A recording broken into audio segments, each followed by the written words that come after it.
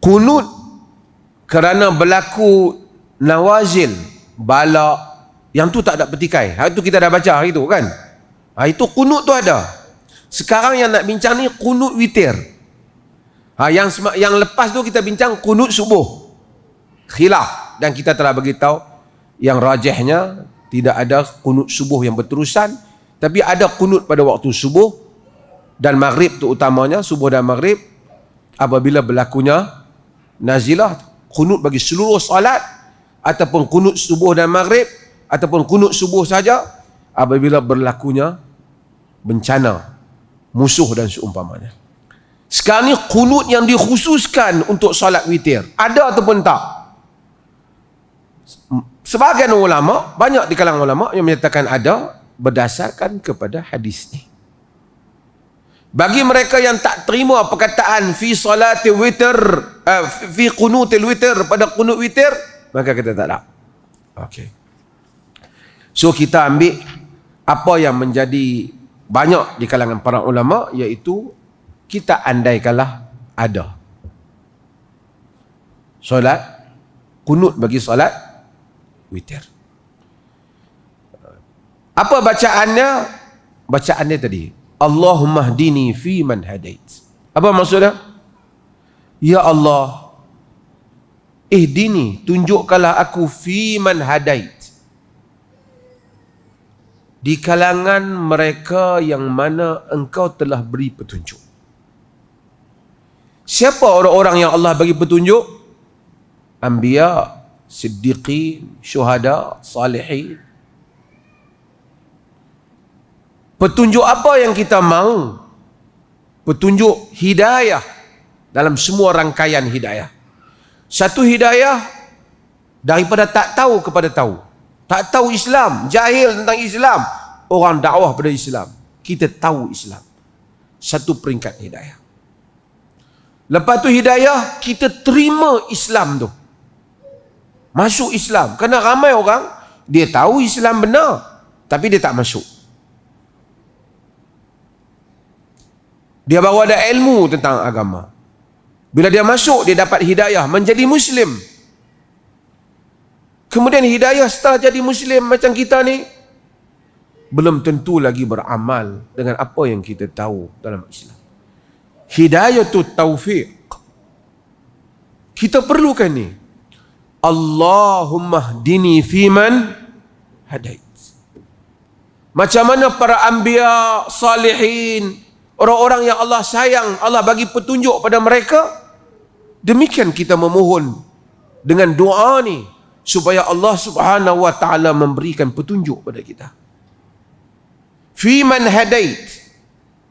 Kerana ramai orang menyangka dia berada di atas jalan petunjuk, tapi dia tidak berada di atas jalan petunjuk. Jadi kita berada atas berjalan petunjuk di kalangan orang yang Allah bagi petunjuk. Allah mahdini fiman hadait.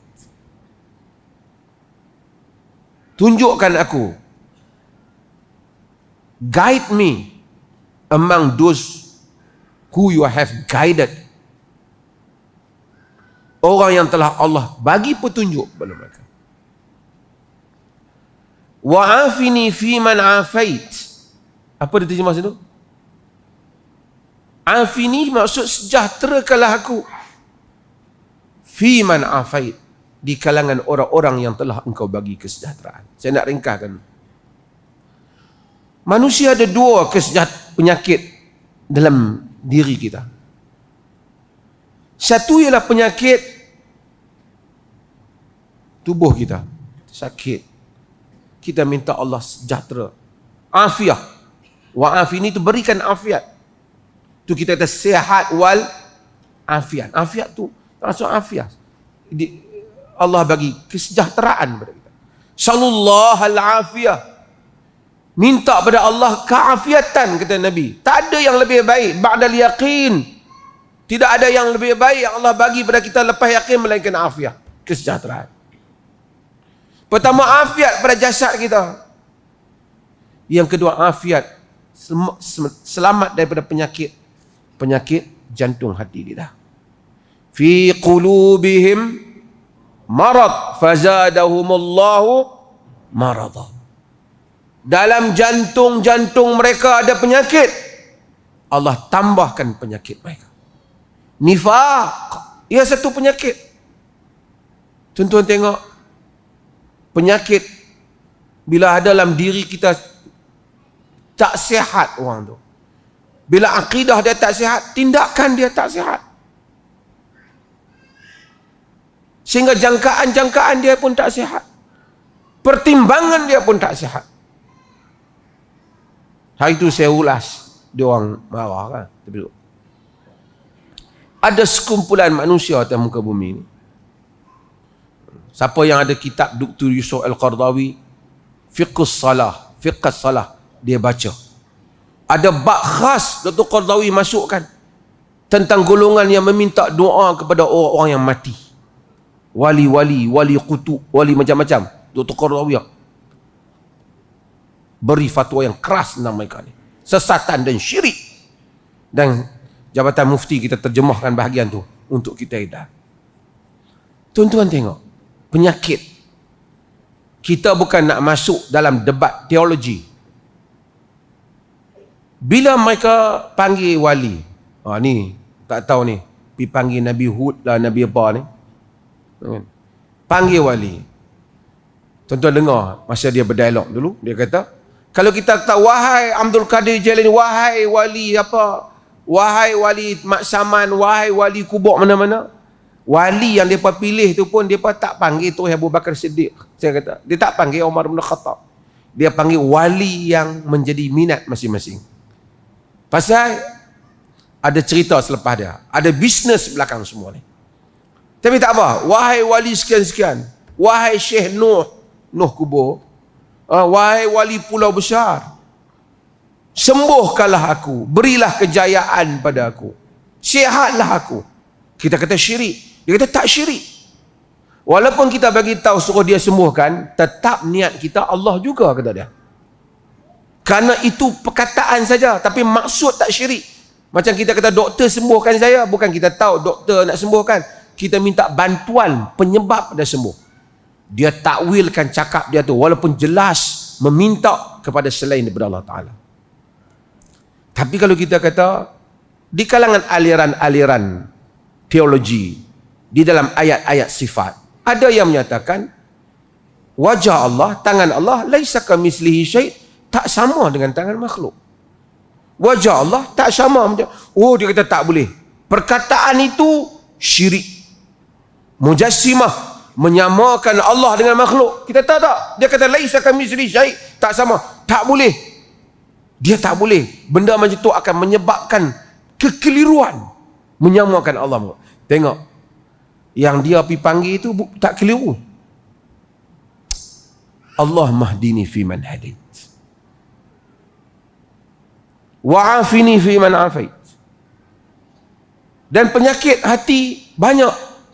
Sebenarnya qulub, jantung, hati banyak. Hasad, orang keluar hasad, dia ada semua hak kat dia, tidur tak lena kerana tengok orang lain lebih daripada dia. Tak sejahtera. Manusia yang mencari redha manusia lain, Allah letih kita tengok.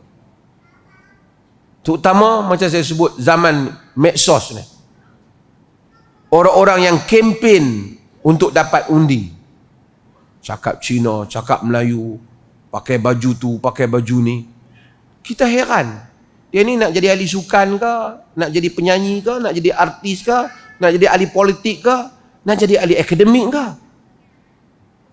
Ni bukan dia ni. Tapi kita tahu, untuk nak please orang lain. Sebab itu kita minta wa'afini, Allah sejahterakan diri kita daripada gangguan ni. Wa'afini fi man afait, wa tawallani fi man tawallait.